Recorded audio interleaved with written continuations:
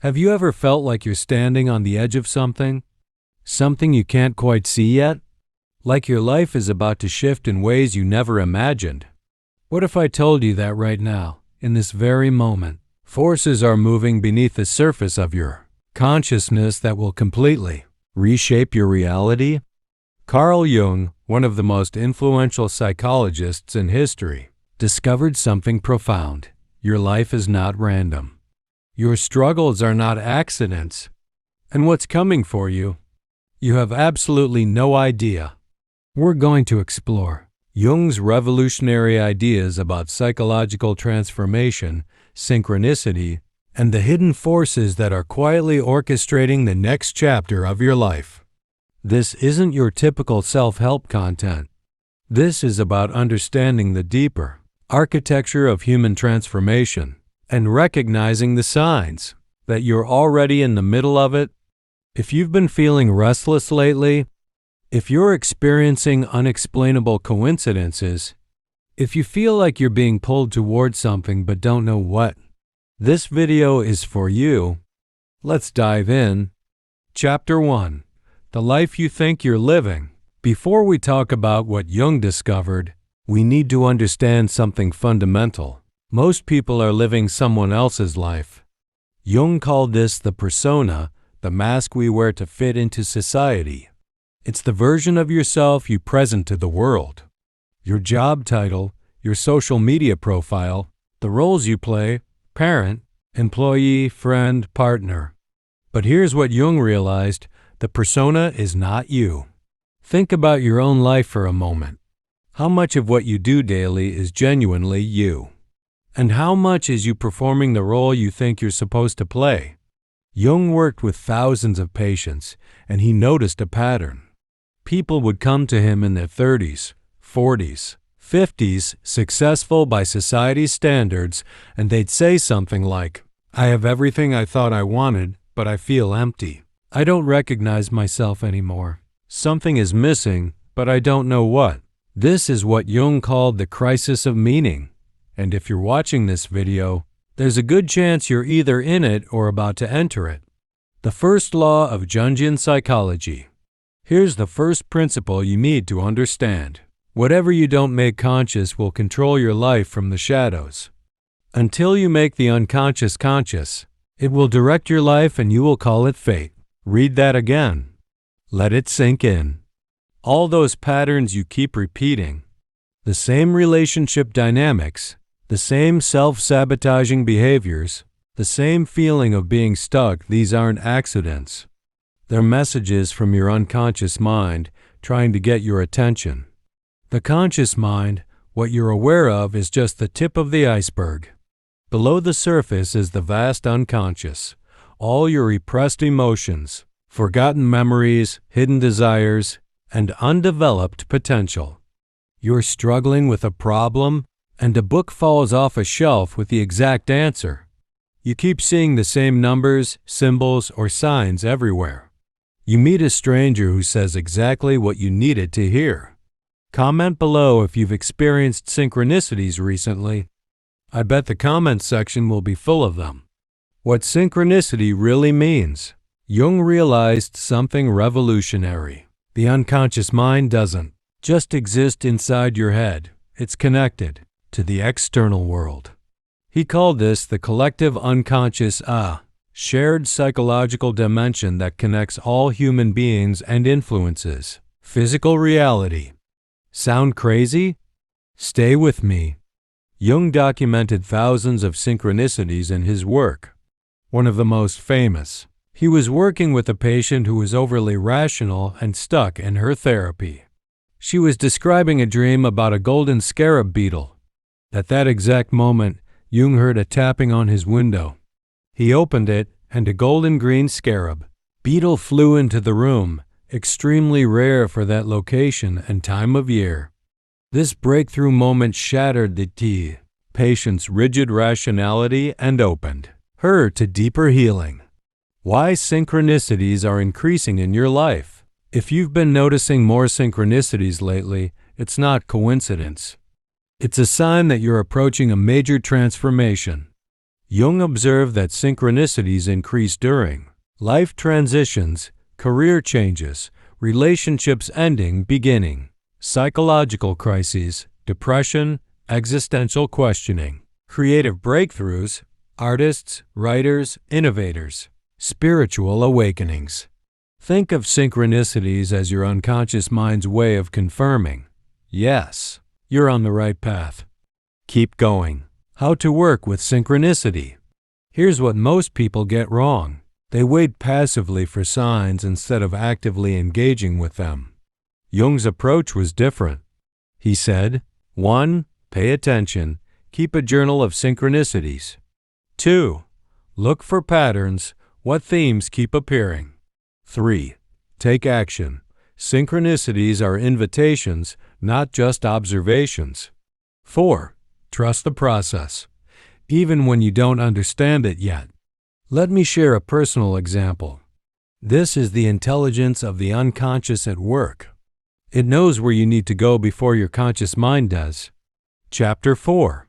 Individuation, the hero's journey of your psyche. We've talked about the persona, the shadow, and synchronicity. Now we come to the centerpiece of Jung psychology, individuation. Individuation is Jung's term for the process of becoming who you truly are, integrating all the disparate parts of yourself into a unified, authentic whole. This is not self-improvement. This is not becoming a better version of yourself. This is becoming fully yourself for the first time. The stages of individuation. Jung mapped individuation as a journey through specific stages. Sound familiar? That's because every hero's journey in mythology follows the same pattern, because myths are maps of psychological transformation. Stage 1. The call to adventure, crisis. Something disrupts your normal life. A loss, a failure, a moment of awakening. You can't keep living the way you've been living. This is where many of you are right now. Stage 2. Meeting the shadow, descent. You're forced to confront the parts of yourself you've been avoiding. This is the dark night of the soul, uncomfortable, disorienting, essential. You might experience depression or anxiety, relationship conflicts that mirror your inner conflicts, career dissatisfaction, existential questioning, feeling like nothing makes sense anymore. If this is you, you're not broken. You're breaking open. Stage 3. The anima-animus intermarriage. Jung believed everyone has both masculine and feminine psychological qualities, regardless of gender. The anima is the feminine aspect in men. The animus is the masculine aspect in women. Individuation requires integrating these internal opposites, logic and intuition, strength and vulnerability, doing and being. This stage often manifests as finding balance between work and rest, honoring both rational and emotional intelligence, developing qualities you previously rejected as not you. Stage 4. The self, wholeness. The self, in Jung psychology, is the totality of who you are, conscious and unconscious, light and shadow, masculine and feminine, integrated. Reaching the self doesn't mean perfection. It means authenticity, alignment, and inner peace. Why this journey feels lonely. Here's something Jung said that might comfort you. The privilege of a lifetime is to become who you truly are. But he also acknowledged this journey requires leaving behind the approval of others. You might notice old friends don't understand you anymore. Family members resist your changes. You no longer fit in spaces you used to belong. You feel isolated in your transformation. This is normal. You're shedding an old identity. Not everyone will recognize the emerging you. But on the other side, you'll attract people who love you for who you actually are, not who you pretended to be. Chapter 5. Active imagination, dialoguing with your unconscious. Now let's talk about practical tools. How do you actually work with your unconscious? Jung developed a technique called active imagination, a method of consciously engaging with unconscious material. This isn't meditation. This isn't visualization. This is something more powerful, a direct conversation with the hidden parts of yourself. How to practice active imagination. Step 1. Create space. Find a quiet place where you won't be interrupted for 20 to 30 minutes. Step 2. Enter a relaxed state. Close your eyes. Breathe deeply. Let your rational mind soften. Step 3. Invite an image. Don't force it. Wait for an image, feeling, or figure to emerge from your unconscious. It might be a person known or unknown, an animal, a landscape, a symbol, a feeling taking form. Step 4. Engage with it. Here's the key. Don't control it. Dialogue with it. Ask questions. Who are you? What do you want me to know? Why are you appearing now? Let the image respond. Don't censor or edit. Just observe and engage. Step 5.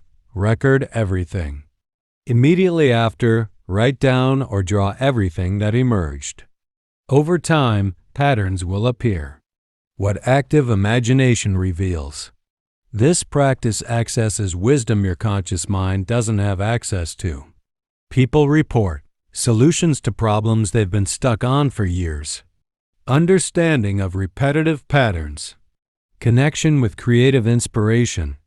Clarity on life decisions. Healing of old wounds.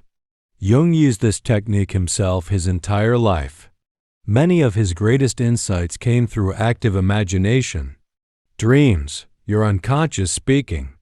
Jung saw dreams as direct messages from the unconscious, not random neural firing, purposeful communication. Start keeping a dream journal. Write dreams down immediately upon waking. Over time, you'll notice recurring symbols, patterns that mirror your waking life, warnings about situations you're ignoring, guidance toward your authentic path. Your dreams are trying to individuate you. Pay attention. Chapter 6. The life that's waiting for you. We've covered a lot in this journey together. Let's bring it all home. Here's what you need to understand. Right now, in this moment, there is a version of your life that's trying to emerge. A version where you're not performing for others, you're authentic. You're not running from your shadow, you've integrated it. You're not ignoring synchronicities, you're following them. You're not living someone else's dream, you're living yours. Carl Jung spent his entire life studying human transformation. And his conclusion was this: you are not who you think you are.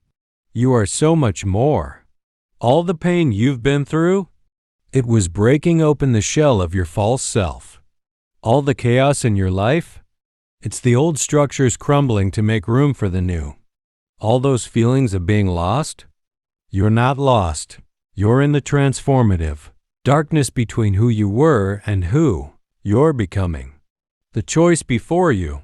There is no coming to consciousness without pain. You have a choice right now. Option 1. Resist the transformation. Cling to the familiar. Stay comfortable in your persona. Ignore the shadow. Dismiss the synchronicities. Many people choose this. They spend their whole lives wondering, what if? Option 2. Surrender to the process. Do the inner work. Integrate the shadow. Follow the signs. Trust the individuation journey. This path is harder. It requires courage. It means facing uncomfortable truths. But it leads to something extraordinary, a life of meaning, authenticity, and purpose. What happens next? If you choose the path of individuation, here's what you can expect. In the short term, more discomfort as old patterns die. Possible loss of relationships that were based on false versions of you. Uncertainty as you navigate new territory. But in time, unshakable inner peace. Relationships based on genuine connection. Work that feels meaningful. A sense of being exactly where you're supposed to be. Freedom from the need for external validation. Your unconscious is already working. Here's the beautiful truth. You didn't find this video by accident. The fact that you're watching this, that you're 37 plus minutes in, that these ideas are resonating, this is synchronicity in action. Your unconscious guided you here because you're ready for this message. So let me say this directly to you. Whatever is about to happen in your life, the changes you can't yet see, the transformation that's already beginning, trust it. Your psyche knows what it's doing. The unconscious has wisdom that transcends your logical mind. The journey ahead won't always be comfortable, but it will be worth it, because on the other side is the person you were always meant to be. Thank you for joining me on this deep dive into Carl Jung's psychology of transformation. If this video resonated with you, subscribe and hit that notification bell. I create weekly content on psychology, personal transformation, and the deeper dimensions of human experience. Comment below. Share your experiences with shadow work, synchronicities, or your individuation journey. I read every comment, and our community learns from each other's stories. Share this video if you know someone going through a major life transition or struggling to understand their own transformation. This might be exactly what they need to hear. Resources for your journey. I've compiled a list of Jung's essential books and additional resources in the description below. Man and His Symbols. Perfect starting point. The Undiscovered Self on Individuation. Memories, Dreams, Reflections. Jung's autobiography. One final thought. Jung wrote this at the end of his life. Your vision will become clear only when you can look into your own heart. Who looks outside dreams. Who looks inside awakes.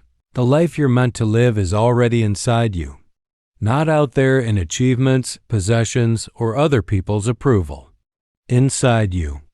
And it's ready to emerge. You have no idea what's about to happen in your life, and that's exactly how it should be, because the most profound transformations are the ones we never see coming. Trust the process. Do the inner work. Follow the signs. Your authentic life is waiting. I'll see you in the next video. And right now, that unconscious part of you is orchestrating events in your life to force you to wake up. Chapter 2. The Shadow, Meeting Your Darkness. Now we come to one of Jung's most powerful and most misunderstood concepts, the shadow. The shadow is everything you've rejected about yourself. Every trait you were told was bad or unacceptable. Every emotion you learned to suppress. Every desire you buried because it didn't fit your self-image. Anger you weren't allowed to express. Sexuality you were taught to be ashamed of. Ambition you hid to seem humble. Vulnerability you concealed to appear strong. Creativity you suppressed to be practical. Jung discovered something shocking. The traits you judge most harshly in others are often your own shadow qualities. That person who irritates you with their arrogance, that's your repressed confidence trying to emerge. The colleague whose laziness infuriates you, that's your own need for rest that you refuse to acknowledge. The friend whose emotional mésalliance annoys you, that's your own unfelt feelings demanding attention. This is called projection, and we all do it constantly. While your shadow is hunting you, here's what's happening in your life right now. Whether you realize it or not, your shadow is orchestrating events to force you to confront it. Everyone carries a shadow, and the less it is embodied in the individual's conscious life, the blacker and denser it is. That crisis you're facing, that relationship falling apart, that career that suddenly feels meaningless, these aren't obstacles, they're invitations. Your unconscious is setting up scenarios that will force you to encounter the parts of yourself you've been running from. The shadow integration process. Let me tell you a story. One of Jung's patients was a successful businessman who prided himself on being rational, controlled, and emotionless. He came to Jung because he was having intense anxiety attacks. Through their work, They discovered that his shadow contained immense creativity, passion, and emotional depth, all qualities he'd learned to reject as weakness. His anxiety wasn't a disorder. It was his suppressed self trying to break through. When he finally started integrating these shadow qualities, painting, writing poetry, allowing himself to feel the anxiety disappeared. But more than that, his life transformed. He became more authentic, more connected, more alive. This is what awaits you on the other side of shadow work. Not just relief from symptoms, but a complete metamorphosis. Chapter 3. Synchronicity, the universe is talking to you. Now we get to something truly extraordinary, something that will change how you see reality itself. Jung discovered a principle he called synchronicity, meaningful coincidences that can't be explained by cause and effect. Think about your own life. You think of someone you haven't spoken to in years, and they call you that same day.